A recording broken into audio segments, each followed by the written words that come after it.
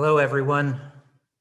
Welcome to our celebration of National Poetry Month, brought to you by Conkling Hall and Rensselaerville Library. I am John Arrighi, Chair of Friends of Conkling Hall, coming to you today live from Conkling Hall, as many of you will recognize. We have been busy over the past year working to stay engaged with the community through such things as learning how to live stream events like this one, and by improving our building to be even more inviting when we are able to resume in-person events. This work is all made possible by the strong support of you and many local business sponsors, as well as a great board of directors. I encourage you to patronize our local supporting businesses. You can find the full list on our webpage, conklinghall.org, under the About Us tab. I hope you will consider making a contribution by going to conklinghall.org and clicking on the Participate tab. There you can make a donation, sign up for email notices, and volunteer to help us accomplish our mission of community service. We have many volunteers helping out today, and we could use more. If you have a great idea and are willing to put some time and effort into making it happen, we want to hear from you.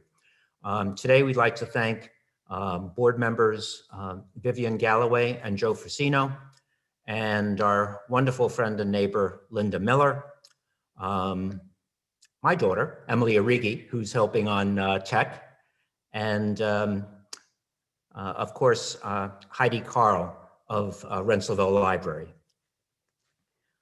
Today's program is the 16th annual Favorite Poem event that was brought to Rensselaerville by our good friend and poet Linda Miller as part of a national movement initiated by former Poet Laureate Robert Pinsky. This event brings communities together every April across the USA by inviting neighbors to bring their favorite poems to read aloud or sing aloud in a relaxed poetry celebration.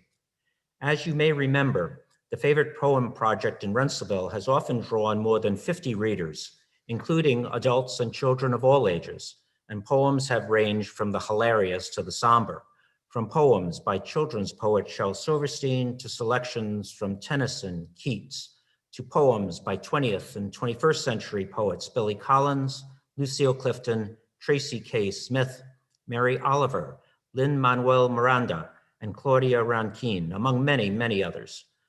Also including song lyrics, often performed, as well as original poems written and performed by local poets. Today, we will enjoy a mix of original poems read by their authors and favorite poems read by friends and neighbors. We are fortunate to be co-sponsoring today's event with Rensselaerville Library, and I am pleased to turn things over to Library Director Heidi Carl. Thank you, John. And welcome, we made it. On behalf of the board and staff of Rensselaerville Library, thank you to all of the participants and audience members who have joined us today for this very special program. I'm Heidi Carl, Library Director, and I'd like to give a shout out to the Friends of Conkling Hall for all they've done to organize this year's event. I'd also like to thank everyone who has supported the library this past year. At every turn of this crazy wheel, you have shown that you care about our library and our community, and for that we are sincerely grateful. National Poetry Month is a special time of celebration for the library. We recognize the importance of poetry as a means of expression and have coordinated several projects to commemorate this 25th year of the recognition of poetry and poets as a national treasure. I encourage you to visit the Poetry Month 2021 page of our website to find out more about how you can participate in the Community Poem Project or enjoy a daily dose of poetry with our Poem a Day project, skillfully curated by Tom Corrado. Last year, National Poetry Month began 2 weeks after the library closed due to COVID concerns. We knew almost immediately that in-person annual Favorite Poem Project would go on, if only virtually. And that was due to the wonderful help of Linda Miller and Tom Corrado. Not to be thwarted, by a worldwide pandemic, it did go on with an extraordinary response from our poetry community. We were able to post a favorite poem for each of the 30 days plus one on our Facebook page, reaching close to 3,000 followers over 30 days. Happily, in the years since, Zoom and YouTube have become our go-to gathering platforms, and we are once again able to present the Favorite Poem Project on this virtual Conkling Hall stage. Acting as our MC today is someone who most of us know, as she has played many roles in her 17 years as a member of the Rensselaerville community. Some know her as teacher, mother, grandmother, library lover, volunteer, neighbor, friend, and most certainly poet. And she is Linda Sonia Miller.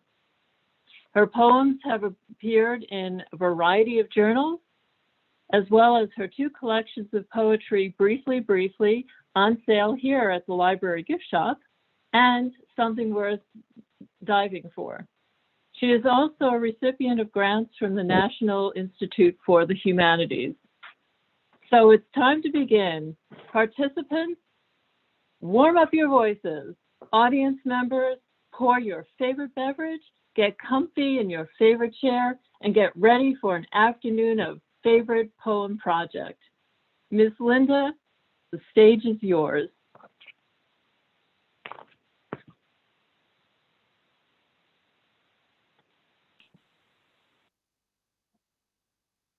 Linda, you have to unmute.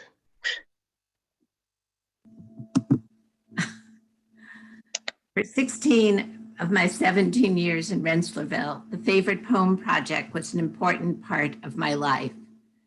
I was very excited by the fact that I had quite accidentally moved to a community where there were so many people who enjoyed poetry. And ever since 2005, our neighbors have gotten together to share poems, as Heidi mentioned. And then when 2020 arrived last April, other things were done to celebrate poetry, but poetry wasn't at the top of what was on our mind in that month. Most of us were at the beginning of, or all of us were at the beginning of a long, lonely, and frightening journey. But here we are a year later, most of us vaccinated and ready to celebrate finally our 16th annual Favorite Poem Project. This year seems like a particularly important one in which to celebrate poetry, because poetry, like music, is what unites us as human beings. It's been written and read aloud and shared for centuries and centuries and centuries in every part of the world. It's what brings us together. It's the focus on shared feelings of love, of loss, of happiness, of joy. And I think the young poet who actually stole the show at the inauguration, Amanda Gorman, put it very well when she said that poetry, in testing times, we become the best of things, and poetry brings out the best in us. So welcome everybody to this virtual event. We have some of Albany's, the Rensselaerville's most wonderful poets, as well as poets from elsewhere. And poets will read either a poem by themselves, a poem by a favorite poet, or they may read both. So our first reader is Philomena Moriarty.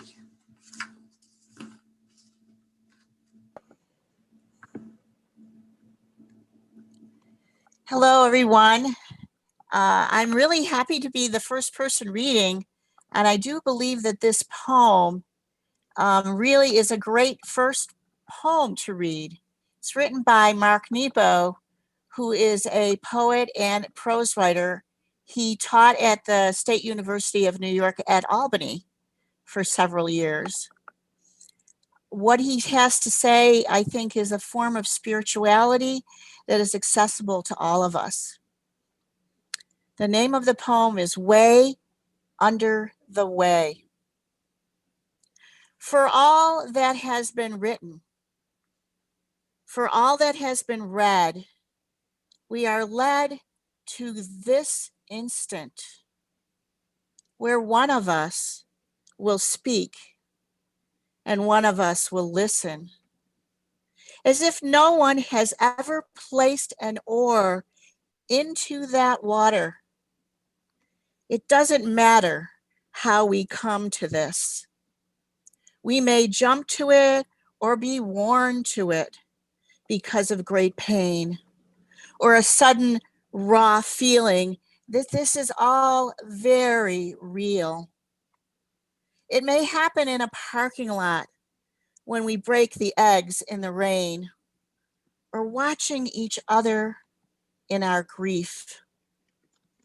But here we will come with very little left in the way. When we meet like this, I may not have the words, so let me say it now. Nothing compares to the sensation of being alive in the company of another, stripped of causes and plans and things to strive for. I have discovered everything I could need or ask for is right here in flawed abundance. We cannot eliminate hunger, but we can feed each other.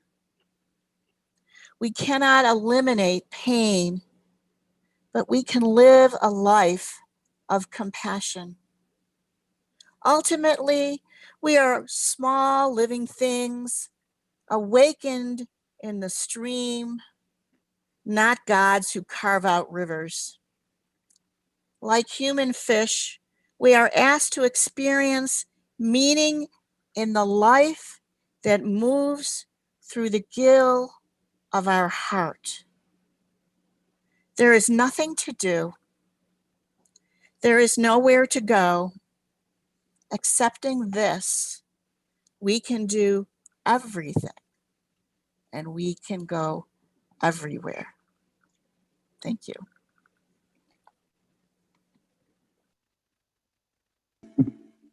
Thank you, Philomena. That was beautiful and an important reminder for all of us during these times. Our next poet is Mark O'Brien, who will read a sonnet by Seamus Heaney and a spontaneous sonnet by himself. Mark.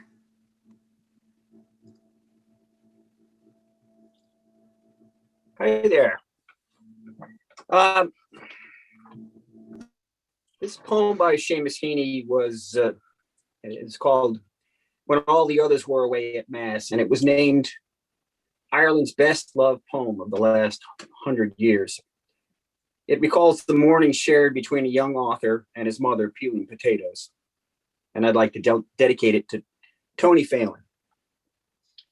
When all the others were away at Mass, in memoriam MKH, 1911 to 1984. When all the others were away at Mass, I was all hers as we peeled potatoes. They broke the silence, let fall one by one, like solder weeping off a soldering iron. Cold comforts set between us, things to share, gleaming in a bucket of clear water, and again let fall. Little pleasant splashes from each other's work would bring us to our senses. So while the parish priest at her bedside went hammering tongues at the prayers for the dying, and some were responding and some were crying, I remembered her head bent towards my head, my breath, her breath in mine, our fluent dipping knives, closer, never closer, the whole rest of our lives. Okay, this is a sonnet from my spontaneous sonnet blog, and it's number 7, and I hope that it ties together. I dreamed I was a keeper. No, this is about my mother. I dreamed I was a keeper who sang people's lives into memory. I held their things in my hands, and their memories became part of our communal reverie. So long lives this, and this gives life to thee. Somewhere in the light I awoke and spoke this to you in the bebedded morning. I can still remember you and the we once were. I will always remember the you who will live forever in the lines of this poem. What's remembered lives. Thank you. Thank you so much for those two beautiful tributes to memory. I think it, again, something very important for these times to remember. Our next poet and singer is our beloved yoga teacher, multi-talented yoga teacher, Sarah Nelson, who will do an original piece, Apples and Honey.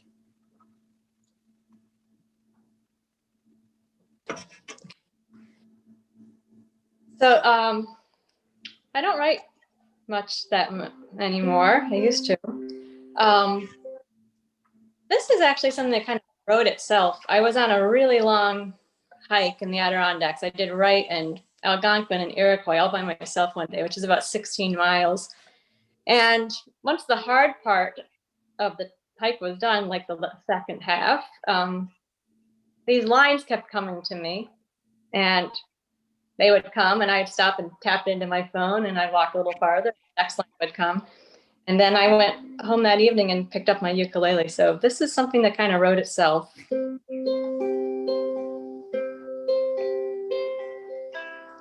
I want to be your apples and honey, the sweetness of life has its cost. Each moment that passes, I am closer to you. But what's in the past is all lost. My legs they grow tired, but my heart carries on.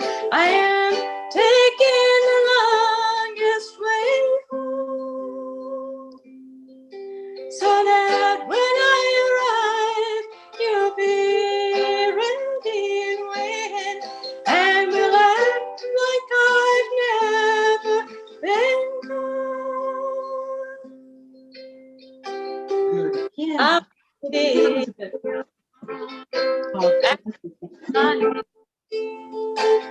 sweetness of life has its cost. Each moment that passes, I am closer to you. But what's in the past is all lost. And we'll begin where we never left off. Half the world away out of time. You think too much, let me soothe your heart.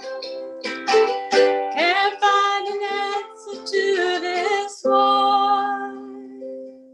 Ooh, ooh,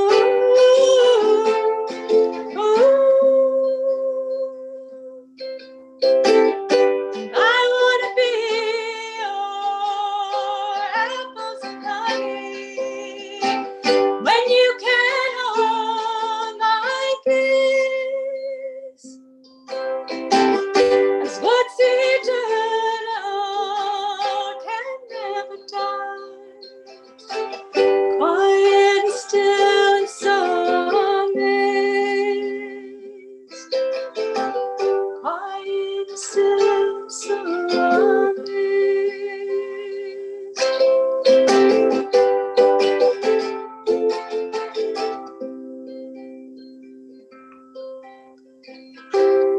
I wanna be your apples and honey. The sweetness of life has its cost. I grow older each moment, but get closer to you. Till we find ourselves right here, no longer lost. Till we find ourselves right here, no longer lost. Ooh,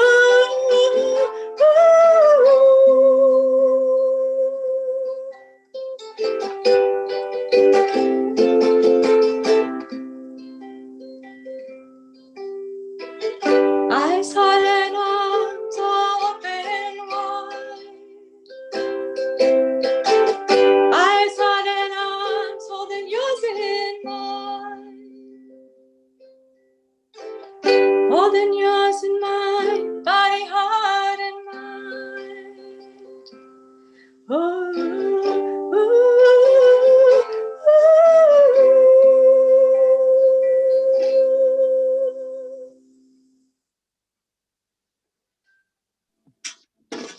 Sarah, beautiful blend of music and poetry. I think we could all use some apples and honey, especially this year. Get in there. Okay. There we go. Next on our list is Charlie Rossiter, who will read an original poem for Emily, a short appreciation poem for Emily Dickinson that can also be sung. Yeah, I did this for her birth. No, I unmuted it. I unmuted a moment ago. Did someone mute me? Can you hear me? Yes, loud and clear. Beautiful. My guitarist thought I was muted, but that's okay. We're on the same wavelength now. Yeah, this is a little poem / song I wrote for Emily's birthday a couple of years ago.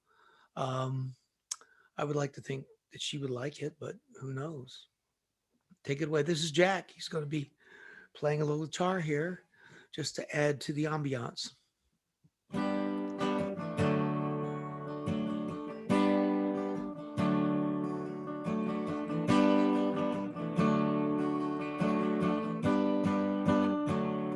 Put your white dress on, pull your hair back tight.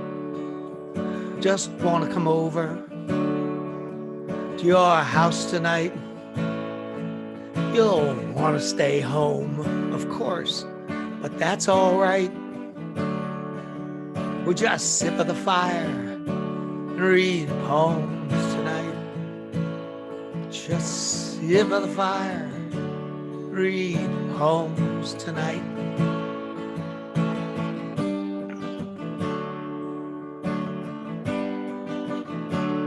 So you write in your room, well, that's what you do about quiet days and those wild, wild nights. I just want to spend a little time with you.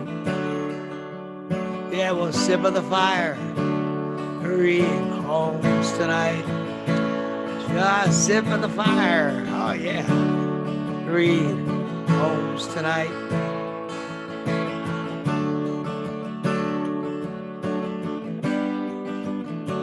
So bring down a bundle wrapped up in a bow.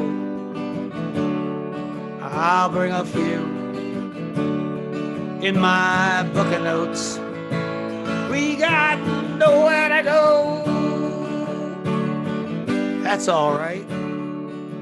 We'll just sip of the fire and read poems tonight.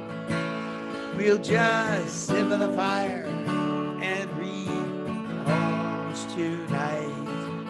Oh, Emily.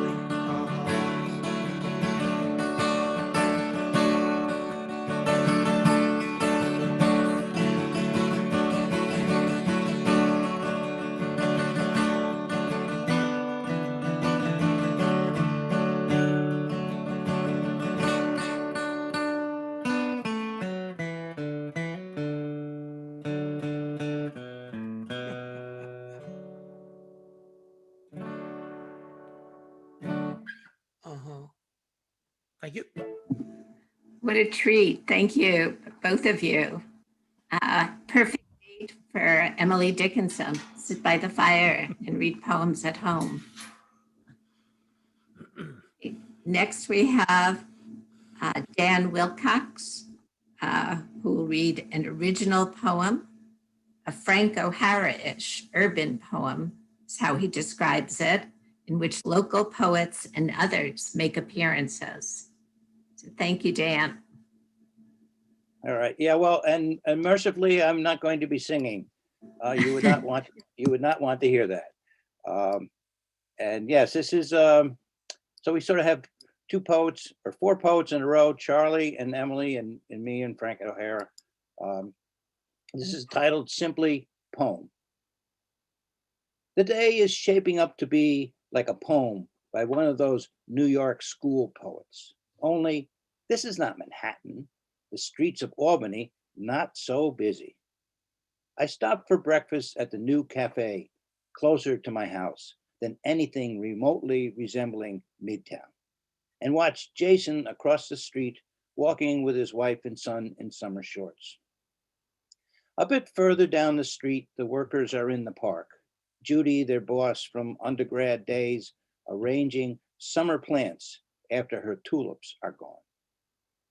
And it is starting to cloud over, and I smell poets among the ghosts of Tess's charred and silent Lark Tavern. I meet Moses in front of the Daily Grind. He praises God for conjuring me up like a sawbuck on the floor of the library.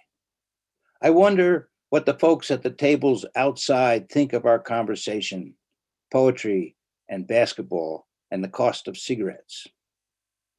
Coming back from the print shop, I run into Sharky, and we remark on the poets on the street, why we both come downtown.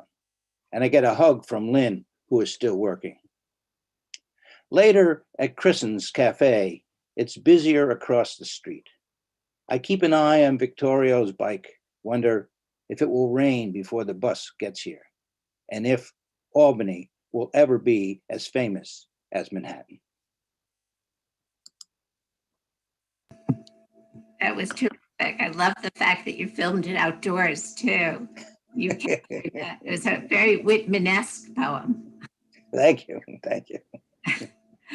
Terrific. Okay, thanks, Dan. Next, we have Phyllis Hillinger.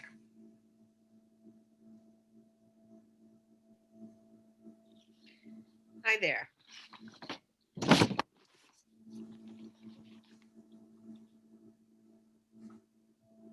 So all of you, when we're not sitting at home, have to don a mask. And I was thinking a while ago, well, there are some things that a mask actually are good for. And this is kind of a humorous, at least I thought it was humorous, I hope you do too, poem about some of the side benefits of wearing a mask. It's called Masked Benefits. If you have nose hairs or a wad of snot, no one will know until your mask comes off. Have a tissue ready. If you have bad breath, it doesn't matter. No one will sense your halitosis, but do brush your teeth. If you have spinach stuck in your teeth or remnants of your solitary meal, no worries. No one ever tells you anyway. If you smirk or smile, no one will know. Emote with your eyes and your brows. Practice in front of a mirror. If you shave your mustache or beard, skip a day. No one will be the wiser, except maybe your sweetie. If you wear lipstick or not, no one will know. Save time, money, and searching for your favorite shade. Go naked lips. If you have facial wrinkles, they're invisible. In the scheme of things, who cares? Well, maybe people under 40. If you're a teen with acne, the mask hides all eruptions. Pretend you're a ventriloquist and speak your mind. If you like to walk or sing with music, give it all you've got. No one will know. You can be famous and anonymous. If you mutter expletives, the words will be so muffled, you will not be in trouble. Rant about missing pre-pandemic life. And if you have heated discussions about the threat of COVID-19, fear not.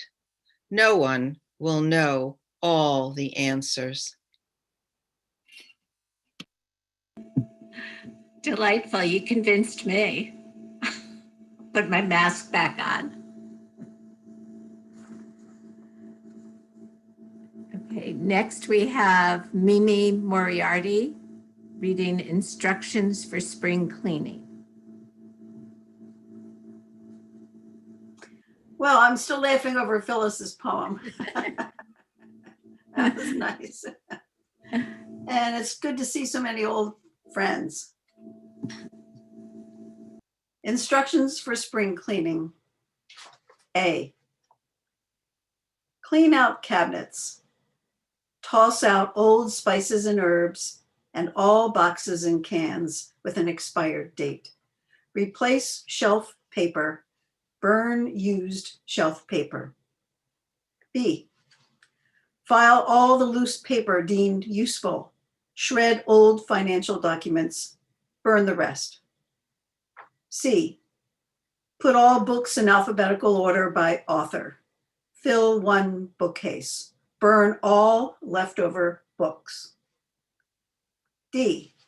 Pamphlets, placards, flyers with curling edges. Burn. E. All of those needless poems, tasteful, truly well-intentioned, truly, burn them in basic black, white scarf poised around the neck. F. Sweep the floors, then mop. Dust the shelves. Beat the rugs, but burn the love seat. G. The cheap artwork on the walls, burn. H. Manuals of basic instruction, burn. I. Photographs, especially of the dawn, especially of rocks and boulders, flowers in gardens, the arm of a lover curved around your waist. Rip them from their albums, tear them in half, in quarters, and that which will not flush, burn. J. Remember your first grade report card, the one in a neat script that accuses you of being untidy? A glimpse into your future, your mother once teased. Burn those report cards. In fact, burn all documents referring to your education, even the diplomas, which, truth be told, are only a chronicle of who you were at that precise moment and no predictor at all of who you will become. K. After you have finished the attic, the basement, and the main floor, tackle the yard. Mow the grass, mulch the garden, untangle the brambles by the fence, burn the nettles. L. Lie in the hammock. Feel the young sun on your pale skin. Slather yourself with sunblock, no lower than SPF 50, so you won't burn. Swing gently in the breeze. You are done. Thank you. It's quite a dramatic way of reinventing oneself. Interesting. Thank you. Okay, I guess I am next on the list.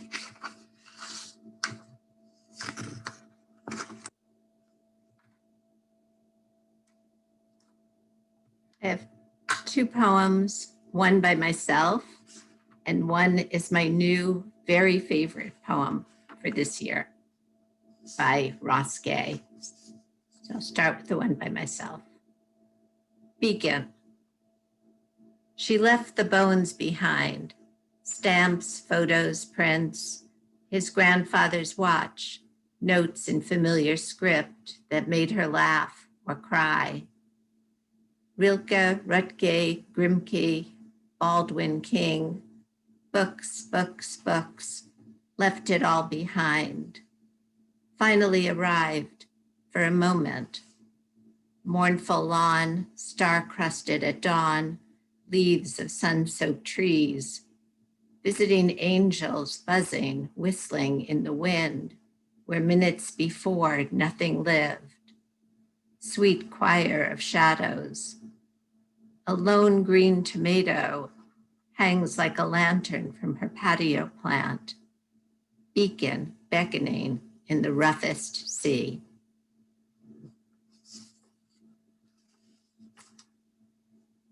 And to counteract the feeling in that poem is this wonderful poem by Ross Gay called Sorrow Is Not My Name. No matter the pull toward brink, no matter the florid, deep sleep awaits, there is a time for everything. Look, just this morning, a vulture nodded his red, grizzled head at me, and I looked at him, admiring the sickle of his beak. Then the wind kicked up, and after arranging that good suit of feathers, he up and took off, just like that. And to boot, there are on this planet alone something like 2 million naturally occurring sweet things, some with names so generous as to kick the steel from my knees. Agave, persimmon, stickball, the purple okra I bought for $2 at the market. Think of that, the long night, the skeleton in the mirror, the man behind me on the bus taking notes. Yeah. But look, my niece is running through a field, calling my name. My neighbor sings like an angel, and at the end of my block is a basketball court. I remember, my color's green. I'm spring.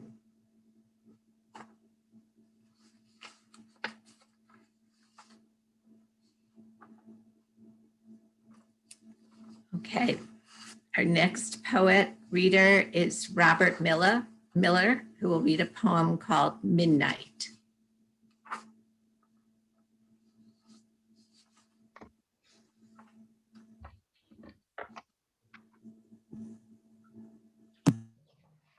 I sit at the huge picture window, watching the blue light of the moon on the snow-white fields, remembering when I stood in my tiny office in front of a huge chart, covered with lines and notes and warnings, filling it in meticulously in my strategy to avoid mistakes and bring something important into the world.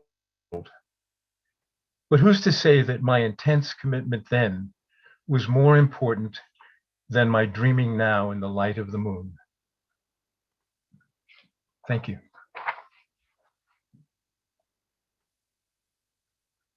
That feeling of strategy to avoid mistakes. I think it's better to dream in the light of the moon. Thanks. Our next poet is Nancy Klepsch, who will read American Gothic by Samuel Allen. I'm struggling to find Nancy's name. Sorry, if she's here, if she could unmute and speak, that would be great. Nancy, are you there? Is Nancy Klepsch there? She couldn't make it. I think, yeah, perhaps she couldn't make it. We'll move on to the next poet, and Okay. Nancy can chat when she arrives. If she comes in, she can let us know. Okay.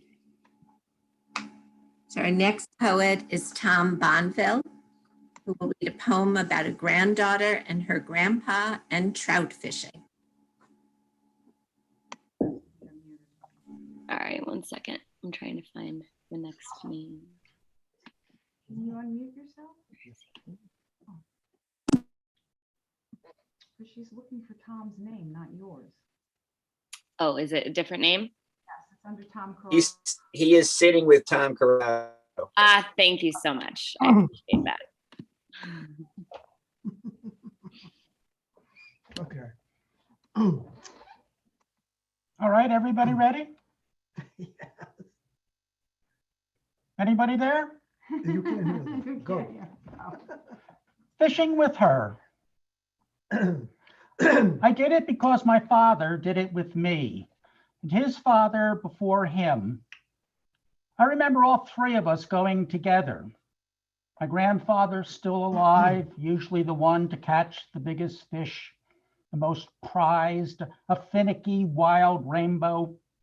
My grandfather knowing the swiftest currents, hiking around a bit to find the choicest spots, the deepest pools. His skills at mastering the surest techniques, never eroded by old age, his knowledge shared gladly.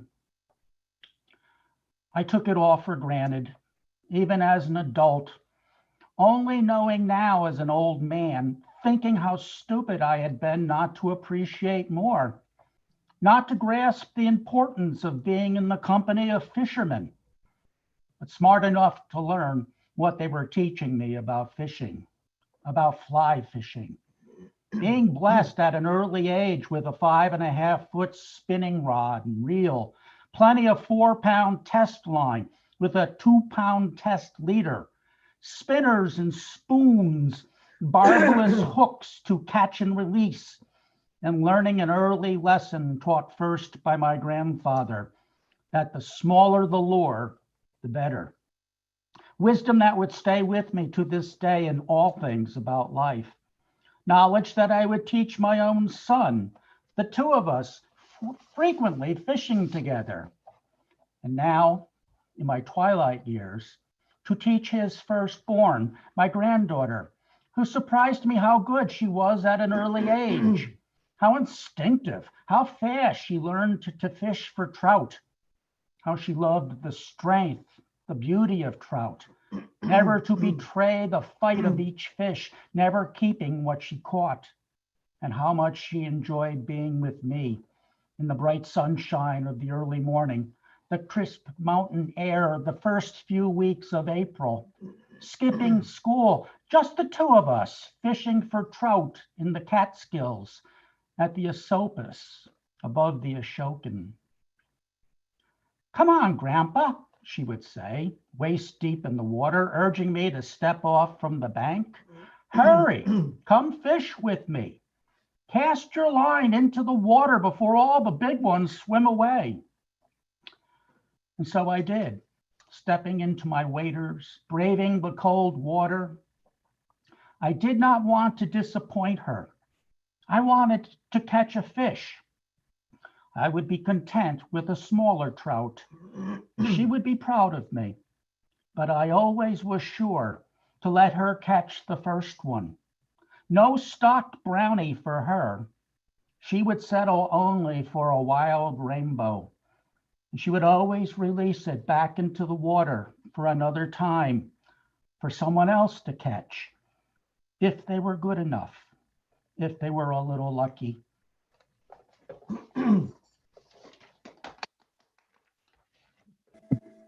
Thank you for that very vibrant excursion. Grandfather and granddaughter fly fishing. Okay, next we have Tom Corrado, the mathematician's daughter. Thank you, Linda. This is a riff on one of my favorite films, Proof, starring Anthony Hopkins and Gwyneth Paltrow, The Mathematician's Daughter. But what of the cul-de-sac of her childhood? The slow circling of bases on the dusty diamond, calculator in hand. The unraveling of ribbons on warm Saturday afternoons. Her knack, yes, for movie theaters, and the sheer pagination of her intellect. Her ability to plumb the depths of bodies in motion, to retrieve artifacts long forgotten, pinning onlookers to the mast with her proofs as she practiced higher order equations on the sweet-smelling turf under autumn's orange sky. Forget as well that she knew by heart the names of Leibniz's monads, the mass appeal of transits, the high rise of sorts with the stop sign in front, the vase of freshly cut delphiniums. I once found her calibrating the pulsating, scratchy music of stoops, wearing a smile filled with late hours, hours spent spread-eagled over reams of graph paper, lined with doodles and obscure footnotes from the 16th century, her first 4 words as illuminating as ever. She tried hard to find happiness in coefficients, in the beauty of imaginary numbers, staying the required course despite the odds, instead of shortcutting to the breakfast nook without a word, an unmade bed, some fast food bristling in the wastebasket, the canned soups in her cupboard, arranged as they were in powers of 10.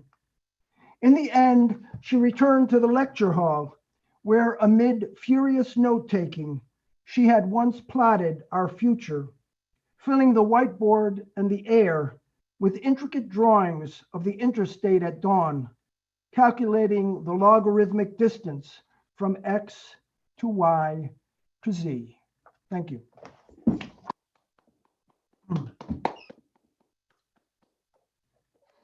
Linda's not.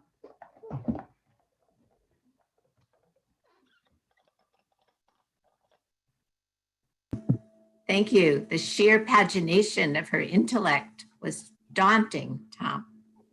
You got to mute. Okay, next is, so Barbara Chepaitis isn't with us, is that correct? Is Barbara Chepaitis the missing person? She's not here today, apparently. Yep, so we can move on. Okay. So next is Dianne Sefcik. And she will do 2 poems, I Remember the Property in Snow, and Try to Praise the Mutilated World by Adam Zagajewski. Thanks, Linda.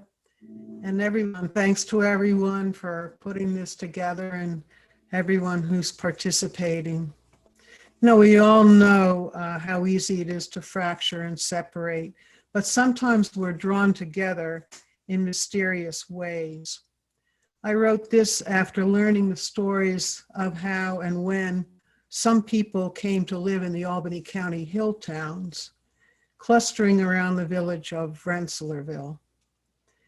This poem is a pantoum, an old Malayan folk form that Linda introduced me to. The Western version is made up of stanzas whose 4 lines repeat in a particular pattern. I remember the property in snow.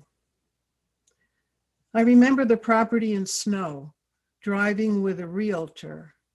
April pond still frozen. This is it, I thought. Driving with a realtor, once left for dead in a Ugandan ditch. This is it, I thought. It had been the same for him. Once left for dead in a Ugandan ditch, he sees the Catskill escarpment. It had been the same for him, knowing to live here. He sees the Catskill escarpment like others looking south, knowing to live here, drawn like birds or salmon. Like others looking south, collecting in their hilltown homes, drawn like birds or salmon, a wordless convocation. Collecting in their hilltown homes, an ancient tribe, a wordless convocation, testing camaraderie. An ancient tribe, doors unlocked, testing camaraderie, election signs and signal fires, doors unlocked, potlucks, concerts, poetry, election signs and signal fires, passions from the earth itself, potlucks, concerts, poetry, library, lake, the old inn, passions from the earth itself, hoop cast small but wide, library, lake, the old inn, April pond still frozen, hoop cast small but wide. I remember the property in snow. This is one of my favorite poems written by Adam Zagajewski, who died this year just as spring was starting. It's one of my survival guides. How not to die of despair over what we do to each other and the innocent life of the land. Try to Praise the Mutilated World by Adam Zagajewski. Try to praise the mutilated world. Remember June's long days and wild strawberries, drops of rosé wine. The nettles that methodically overgrow the abandoned homesteads of exiles. You must praise the mutilated world. You watched the stylish yachts and ships. One of them had a long trip ahead of it, while salty oblivion awaited others. You've seen the refugees going nowhere.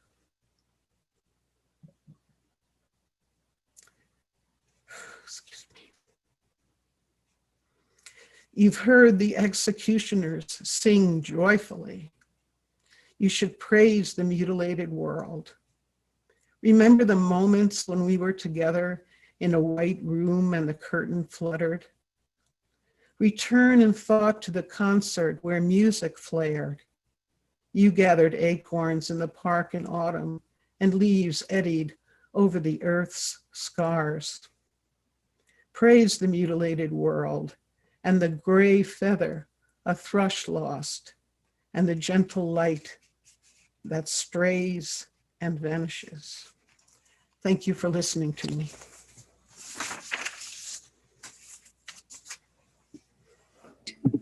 Thank you for that, Dianne. Loved the passions from the earth itself in your poem.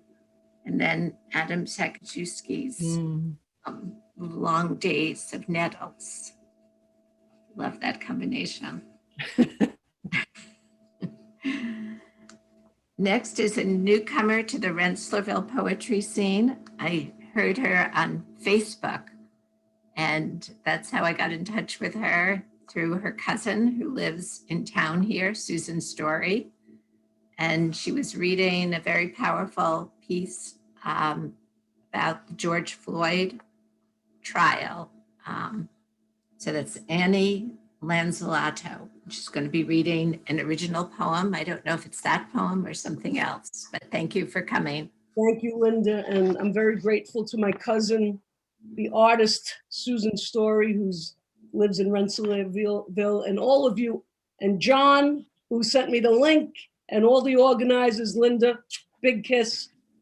I'm on my corner because growing up in the Bronx, that's where as kids we taught each other everything. So sheltering in place, I built a corner inside my room so I could still tell stories. This poem is called Nerina. Nerina slid right up to my leg, a little black cat, up the part of the mountain known as San Gregorio, between Messina and Palermo. Nerina lived on a dirt road without a name. Houses carved right into the mountainside. Olive trees growing up the steep rise. When Nerina was born, they thought he was a girl. So they named him the feminine Nerina, Little Black. In time, they saw he was a boy. By then it was too late. The name stuck. Nerina visits neighbors and paesane across the road and up the hill. He lives with Felicia and Zeus the dog and Felicia's son's family.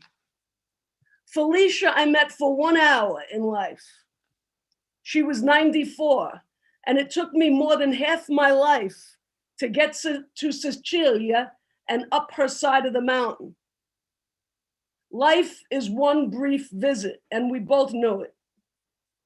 We greeted each other this way, and we said goodbye this way. Felicia winked with her one good eye, and in that wink, we shared all this. Enjoy life, my friend. How blessed I feel to have met you for this 1 hour. How lucky. You are so beautiful, and I will treasure this hour, this visit, never to be forgotten. Your smile is inside my heart now. Felicia handed me a giant zucchini from her giardino, and I went on my way back down the mountain. Although I would have loved to stay forever, I wished for her to take me in, like Nerina. Nerina visits Stefania, the neighbor, who says, fuori, fuori, when he climbs the fence. Outside, outside. Si vieni dentro, vuoi il latte. Si offri il latte, vuoi cibo. Si offre cibo, sempre ritornerà. If you come inside, you want milk. If I give you milk, you want food. If I give you food, you'll return forever. How much I feel like Nerina. Strangers call me sir, though I am a girl. Children refer to me as he. So quickly people are conditioned as to what a girl should present like.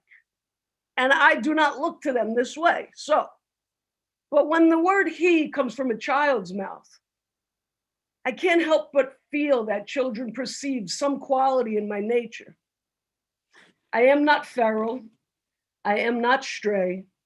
Like Nerina too, I have a name. And I used to live in a house with a family, but all that is in the past now. The people have died or moved on. And I walk alone in this world. I have keys to a door. The window I leave open so a wind can enter and shake me loose. From place to place I wander, into friends' houses where I sit at their tables. I visit with their families. My species organizes itself into these things called families. Perhaps I need to change species, join one that organizes more broadly. An unlocked door, warmth inside emanating from the hearth. A woman who waves me in saying, come on in, take off your shoes, we've been waiting for you. The kettle's on, stay as long as you like. Yeah, we got a job you could do. You're one of us now, this is your hive. This is what I dream of, to belong, to have a role. Friends welcome me, of course, but the clock is always there. And the calendar tallying goodbyes. I sleep on couches and floors, porches, and in beds and spare rooms and basements and attics, but something always gives. Like Nerina, I sidle up to places and people, hoping someday, somewhere, someone, something sticks. Thank you.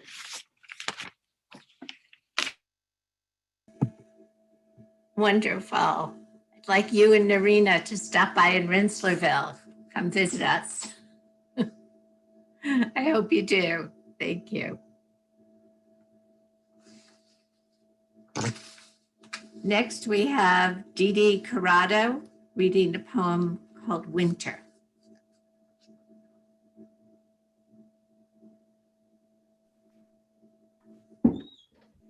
Hi, Didi. Hi, I was waiting for Tom to unmute the microphone. Winter. Winter steals my soul. A good friend has died. Sitting quietly, the frigid landscape swallows me. I escape back to 2002, the beginning of my Hudson Valley chapter. My parents dead, my marriage long over, my kids awaiting our future in a new state. I built a home for us in the country. My kids were happy, my 40s not fatal, a chance to start over. 15 years later, my youngest hospitalized after a failed suicide attempt, my oldest in the psych ward 2 years earlier. My heart aches. I feel I have failed them. They once had so much to look forward to dream about. They are men who can no longer hide in the comfort of childhood. They are standing on the plank, waiting. I avoid the thought of my twilight to fight suffocation. I tell myself there's still time, that my children will soar and happiness will prevail. I hear Jack Kerouac in my head, and nobody knows what's going to happen to anybody besides the forlorn rags of growing old. Thank you. Wow, Didi, there's a lot in that poem, a lot of ache. So thank you for sharing it. It's felt very, very real.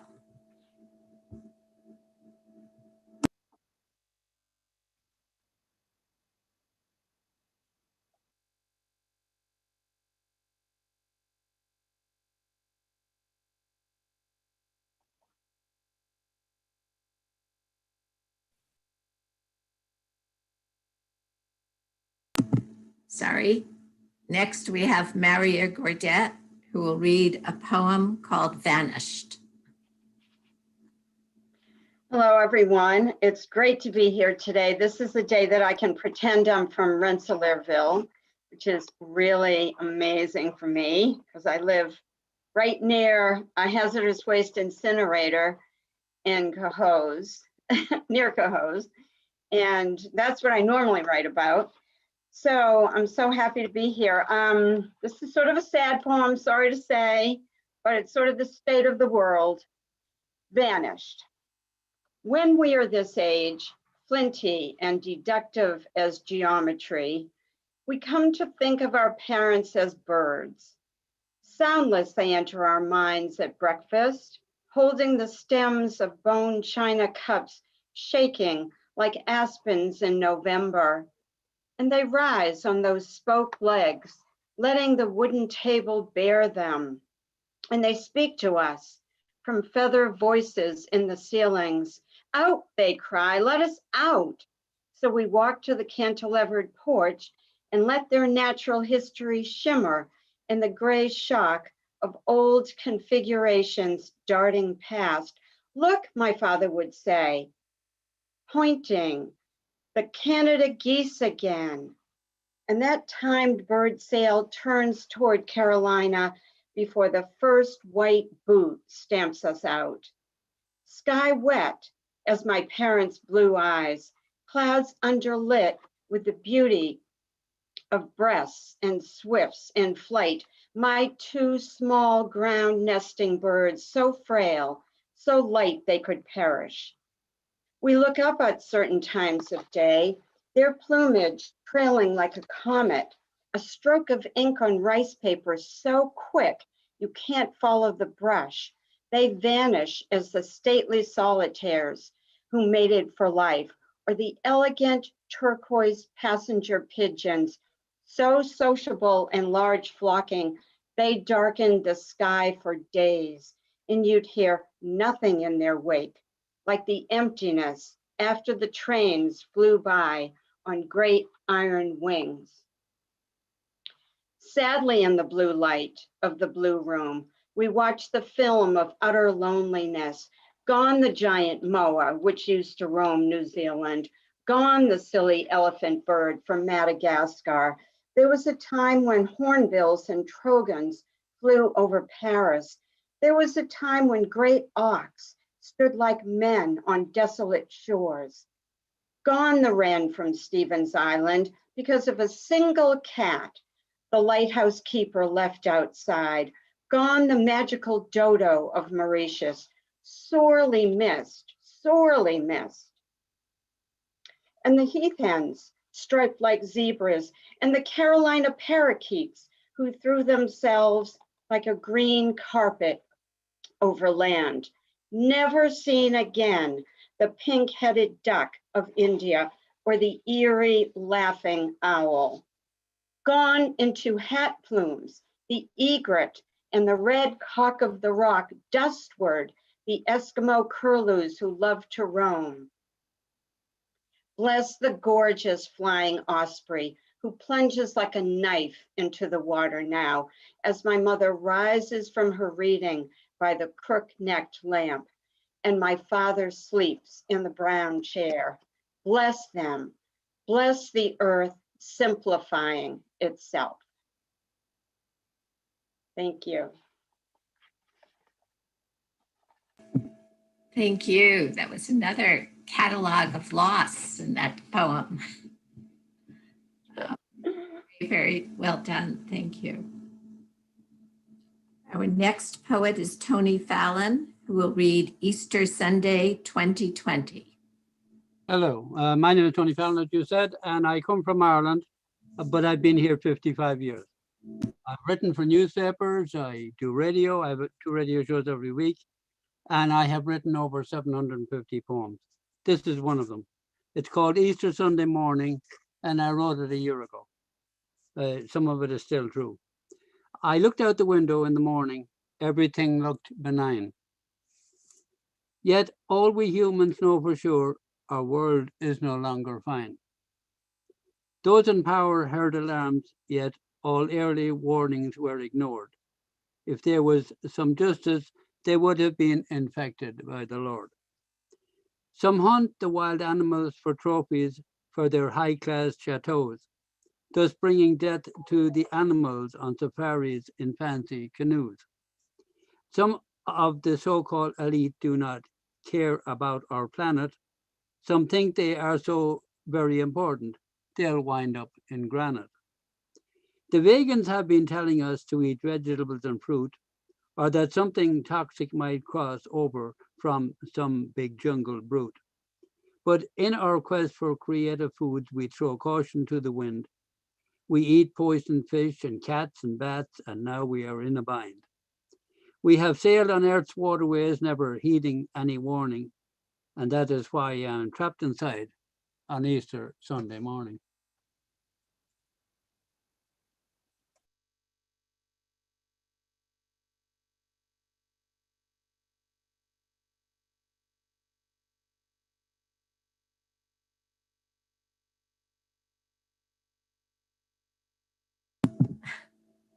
Thank you.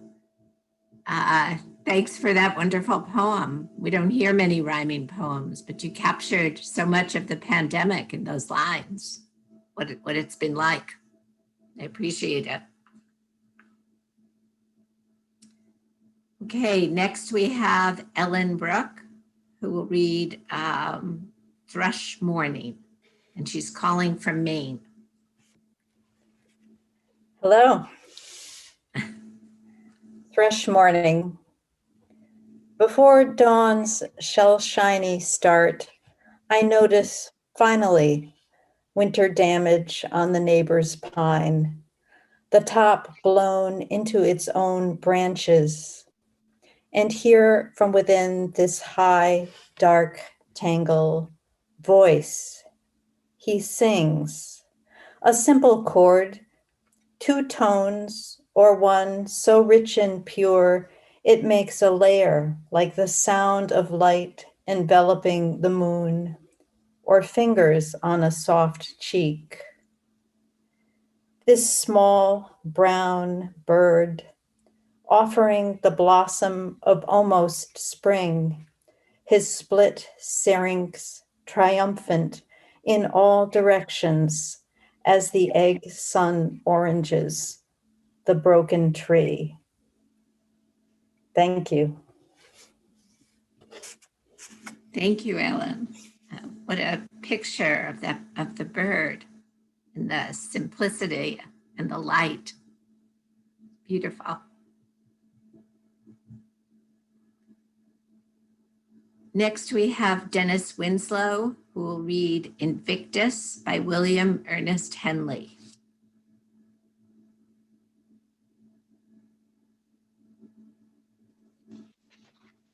Hello. Invictus is the Latin for invisible. And in fact, Prince Harry of California has begun a program for persons with disabilities, especially those who are amputees, called the Invictus Games. William Ernest Henley of the late 19th century also suffered from a disability, that being an amputation. He was nearly amputated twice, losing both legs, but saved by John Lister of Scotland at that time. This poem was published in 1888, Invictus by William Ernest Henley. Out of the night that covers me, black as the pit from pole to pole, I thank whatever gods may be for my uncontrollable soul. In the fell clutch of circumstance, I have not winced or cried aloud. Under the bludgeonings of chance, my head is bloody but unbowed. Beyond this place of wrath and tears looms the horror of the shade, and yet the menace of the years finds and shall find me unafraid. It matters not how strait the gate, how charged with punishments the scroll. I am the master of my fate.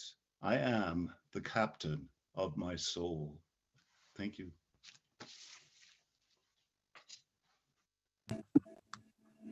Thank you, Dennis. I remember having to memorize the poem in junior high school in the New York City public schools. And at the age of 13 or 14, seemed like a lot to have to be the master of my fate. A challenge, certainly, for a 14-year-old. But thank you for sharing that. Our next poet is Mike Maggio, who will read Elegy in D minor. Hello, everybody. My name is Mike Maggio. I'm coming to you from Herndon, Virginia, although I'm originally from New York City. And I'm going to read an elegy which I wrote for my brother who passed away early last year, suddenly. And I would like to thank Tom Corrado for accommodating my request to post this poem on the 27th of the month, which would have been my brother's 73rd birthday. Elegy in D minor. If I had one word to describe you, it would be fortissimo, or perhaps prestissimo. It would not be largo, or moderato, or adagio, and certainly not pianissimo. Your life was thunderous. No Haydn for you, no Vivaldi, no Corelli, no Handel, unless, of course, it was the Hallelujah Chorus. For you, it had to be Wagner and his Valkyries. Bach, not any, but his toccata and fugue. The organ was all stops pulled. It was as if some silent sorrow trapped inside were channeled through those tempestuous pipes. Your life was a fugue, a contrapunto of contradiction. Organ at the Episcopal Church, Mass at the Catholic, rushing along the green from the cathedral to the basilica, regaling the congregation with your music, your devotion, and your quirky personality.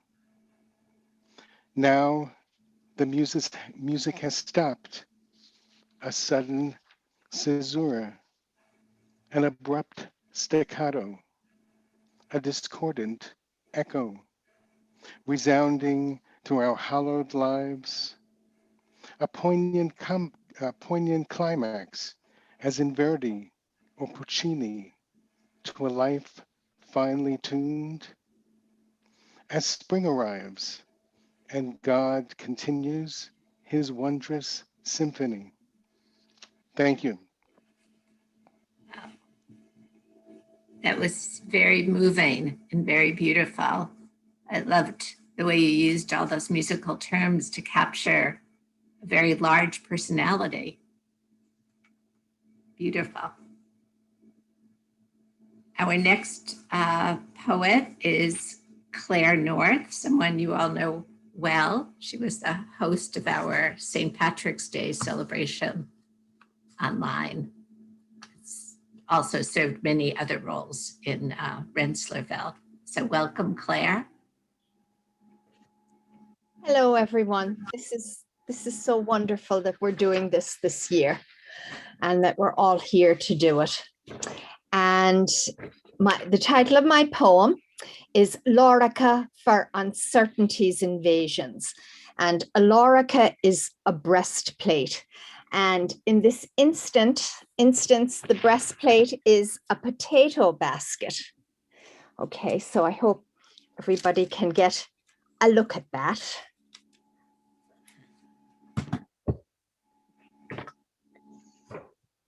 Lorica for Uncertainties Invasions. A potato basket works well in these times, bungeed around the body with one handle north at the throat and the other south, hooped around the navel. It's a carapace of willow stalks grown by a lake straddling two western counties, one in every farmer's home. An open work womb for the potatoes, fresh out of the drills, dropped into the river to wash the earth away, heaved out to gather the wind and sun on the way to the pot. It will work. It's a friend to flow. All vagaries charge and ferry their soundings of unease through the gaps on hellish missions of unrest. They breach the skin bag and invade the rib cage to rattle the heart. The don't knows and what ifs repel up the sternum and rage into the chimney of the throat, a juggernaut to the mouth and mind. But what resistance will they meet on the outflow? There is blowback from breath, unless it is the last breath or the manufactured agonies of the ventilator's demands. Breath follows breath. Passions clash with passions. Emanations of choice are strained through and distilled. The rivulets of answers expand and contract from cataracts to trickles. They make their own weather, cycling through the curves and bendings of the stems, sparring with the elements we are made of, our only certainty ever.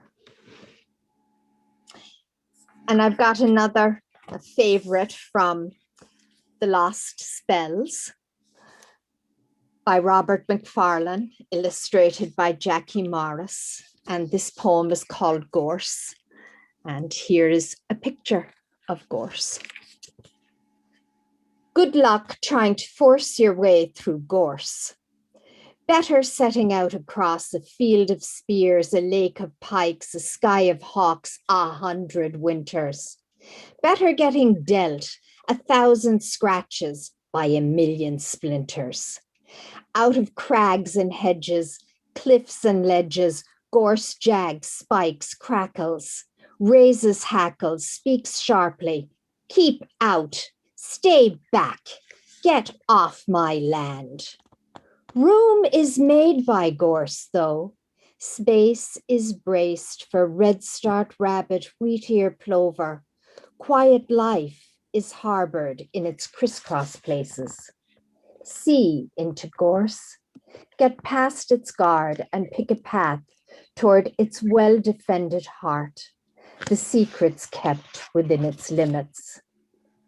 Each of us is partly made of gorse, of course, prickly, cussed, hard to parse and tough to handle, all helter-skelter points and angles, but only ever really seeking love and giving shelter.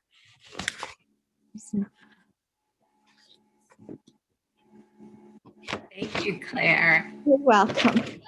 Loved the language in those. And I'm wondering if you could use the lorica to protect you from the gorse.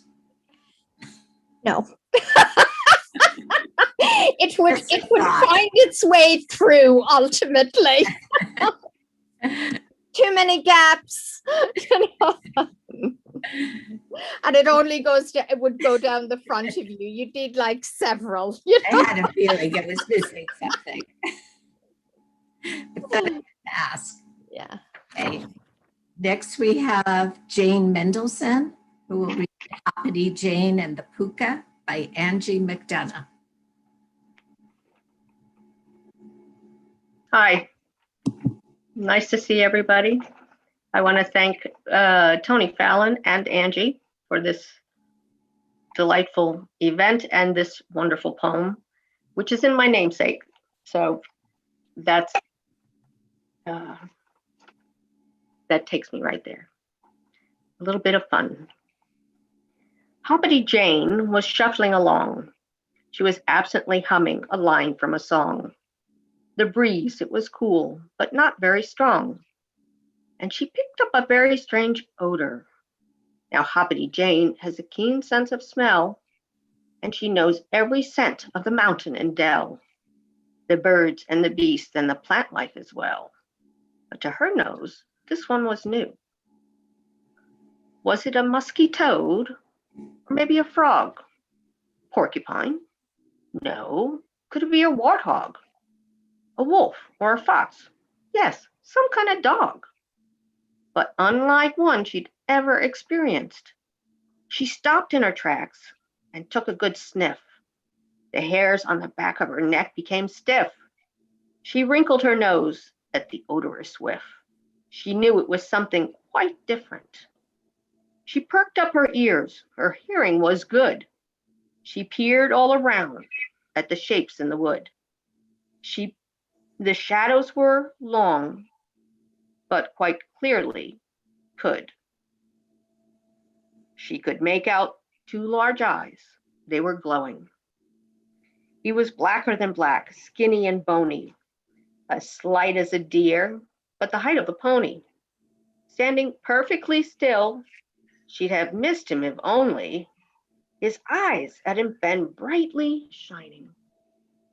So here was the Puka. He'd finally appeared, the legendary figure she'd always revered. His magical powers by Jane were not feared. She could hardly contain her excitement. Come closer, she whispered, and stretched out her hand. To finally meet him was so very grand. This wasn't exactly the evening she'd planned, but turning out very much better. They talked in the clearing. The moon became full. He delighted old Jane. Not a moment was dull. He shifted his shape to a stag, goat, and bull, and back to a dog just as easily. He spoke of how lonely it was day and night, and of how his appearance had always caused fright. As if wind were attached to their heels, they'd take flight, while screaming their heads off like banshees. But Jane wasn't frightened. She thought him a treat, the glow of his eyes, like a nice fire of peat. Shifting shape to a wizard, she thought he was sweet. And they danced all night long in the moonlight. Thank you. Delightful. Thank you. What a treat. Our next poet is Philippa Dunne, who will do Cold Mountain or Like a Passing River, or Two Hands Sham. Yes. Okay. I have lived on Cold Mountain for 30 long years. Yesterday, I called on friends and family. Over half were gone to the Yellow Springs, slowly consumed like fire down a candle, forever flowing like a passing river. Now, morning, I face my lone shadow. My eyes are blurred with tears. Cold Mountain has many hidden wonders. People who climb here are always getting scared. When the moon shines, water sparkles clear.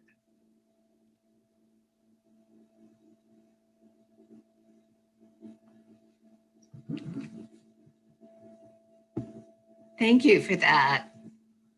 It had a wonderful resonance to it. Your reading, your speaking of it, just put me in that place. Were you going to read another poem too? That was actually two poems. Well, it's one poem, okay, and then part of another one. Okay. But Han Shan, it's not clear that he was actually a poet, that he ever really lived. Okay. But I think that's sort of lovely. His name means Cold Mountain. Yes, and he lived in Cold Mountain. It was very evocative, and your reading of it fit the topic, fit the description. Yeah, it's beautiful. Okay, our next reader is Susan Oringel. Hello, everybody. It's wonderful to be here. Thank you so much to the Rensselaerville Library and Conkling Hall. It's just great to be with people and hear wonderful words. This is called In the Beginning. In the beginning, nothing was safe. I remember fearing even the air, miasma, malaria. And if I went outside for a walk or went to my once weekly mail pickup at the office, I'd spray the doorknobs, light switches with Lysol. They told us to kill the viruses on the places we most touched. Streaks still stand on walls like dried tears, brass doorknobs tarnished, and everything brought inside we deemed contaminated. The newspaper in its plastic sleeve, packages and letters, food from the outside, whose wrappings had to be sprayed or cured for days in the garage so that the virus might die. We didn't go in stores, but ordered food from a service. People we had never met picked our unripe fruit, wrong cuts of meat, brought 2 pint containers of grated Romano when we had asked for the store-advertised eggplant Parmesan. No picking up a little this or that, or a mostly prepared meal to be embellished at home. I hunted recipes on the internet, in the newspaper, somehow not having the energy to go through my collection of cookbooks. There were smashing successes and many failures. 2 quarts of lightly burned soup still sit in the freezer. Casseroles seem to fill the emptiness best. I thought we'd be humping like bunnies with all our time at home, but Mark was sure he'd catch the virus, and then his diabetes and heart disease would finish him off. And I kept worrying about how we would get the food we wanted, the tools we needed, light bulbs, hooks, nails, toilet paper, napkins. And what about my arcane supplements? Out of our loneliness, we made friends with the birds who visited our backyard feeder. The black and white check-pileated woodpecker, the loud red cardinal who visited with his drab wife who sported loud red lipstick, the mourning doves we called Fred and Ethel, and a flock of tufted titmice. We made friends with the budding trees, the lacy, spiky red maple buds and flowers whose red spikes reminded us, yes, of COVID spikes. We were, can you see, a bit obsessed, depressed. Our friendships had become 2-dimensional. On Zoom, heads looked, and sounded like our friends, but they weren't quite. Many days I was too tired to talk to anyone on the phone, and they to me too, I suspect. 3 people dear to me were diagnosed with stage 4 cancer. And as the pandemic wore on, we all learned to live with what we could not control. Thank you.